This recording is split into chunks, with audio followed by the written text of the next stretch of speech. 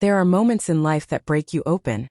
Not gently, not privately, but in front of strangers under a wide open sky with nowhere to hide.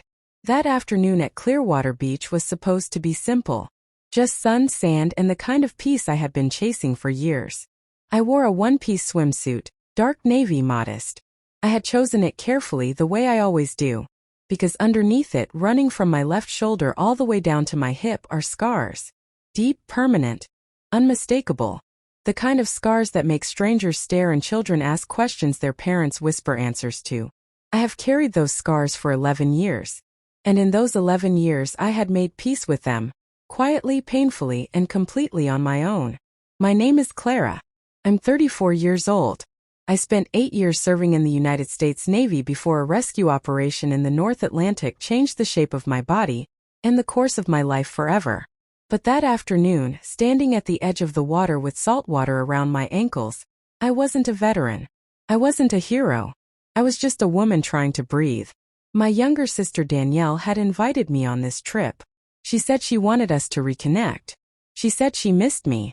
And foolishly, hopefully, I believed her. I had always wanted the sister relationship I saw in movies, the kind where two women hold each other up. Danielle and I had never quite had that. She was louder, prettier in the conventional way, always surrounded by friends who laughed too easily at things that weren't funny. But I came. I packed my bag, drove 4 hours, and I came. The beach was crowded that Saturday. Families with coolers and umbrellas. Teenagers taking photos. Couples walking hand in hand. It was beautiful in the way that coastlines always are. Like the world is reminding you it's bigger than your pain.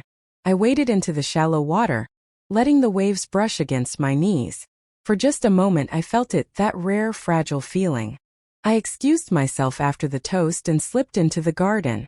The night air was cool, and I stood there pressing my fingers against my temples, telling myself to breathe. I was 31 years old, and my mother could still make me feel like a child who had walked into the wrong classroom. I called my best friend Sana quietly, just to hear a steady voice. "You don't need her approval, Elena," Sana said. "You never did." She was right. I knew she was right. But knowing something and feeling it are two entirely different rooms. What I hadn't told my family, what I had been careful to keep private, was that my small consulting firm had spent the last 14 months contracted with a federal cybersecurity agency. Quiet work. Sensitive work. The kind that came with non-disclosure agreements and background checks, and a government-issued laptop I kept locked in a fireproof case. I hadn't told them because I had stopped seeking their applause years ago, but the work had been building towards something, and that something had a name. A case involving a financial fraud network that had been laundering money through several private medical investment groups across the country. I returned inside, composing myself. The party continued. Daniel and Priya cut a small ceremonial cake. My mother floated through the room like she owned the very air. And then, at exactly 9:47 p.m., the doorbell rang. My aunt opened it, expecting a late guest. Instead, 3 agents in dark jackets stepped into the hallway. The room didn't understand at first. People assumed it was some kind of mistake, a wrong address, a misunderstanding. Then one of the agents spoke. "We're looking for Dr. Daniel Harmon." The silence that followed was the loudest thing I had ever heard. Daniel's face changed in a way I had never seen before. The confidence drained out of it like color leaving a photograph. Priya reached for his hand. He stepped back from her. It turned out that Daniel, brilliant, golden celebra. I want to be honest with you. I did not feel triumph that night. I didn't stand in the center of the room with my arms crossed, watching justice unfold like a movie scene. I felt grief.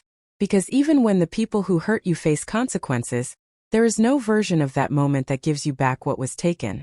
The years of silence. The dinners survived behind that practiced smile.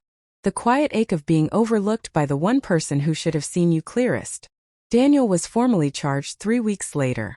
The case moved through federal proceedings for months. My mother retained a lawyer and maintained publicly that she had known nothing. But the account records told a different story. She was not charged, not enough direct evidence. But the community knew. The relatives knew. The carefully curated image of her perfect family had been dismantled piece by piece, not by me, but by truth. Priya broke off the engagement quietly. I respected her for it. Daniel eventually pleaded to reduce charges. He lost his medical license. I don't know where he is now, and I have made peace with not knowing. My mother called me once about 4 months after that night. She didn't apologize. Not directly. She said, "Things have been difficult." I told her I hoped she was taking care of herself. And I meant it. Not because I had forgiven everything instantly, but because carrying her cruelty any longer would have only punished me. What I want you to take from this, if you are sitting somewhere right now feeling unseen, underestimated, quietly dismissed by the people who are supposed to celebrate you, is this: your work does not need an audience to be real. I built something true and steady in silence. I didn't need a toast. I didn't need her introduction at a party. The work stood on its own. It always had. And the night she used a room full of people to diminish me, the night she handed that moment its dramatic flair, was the same night everything she had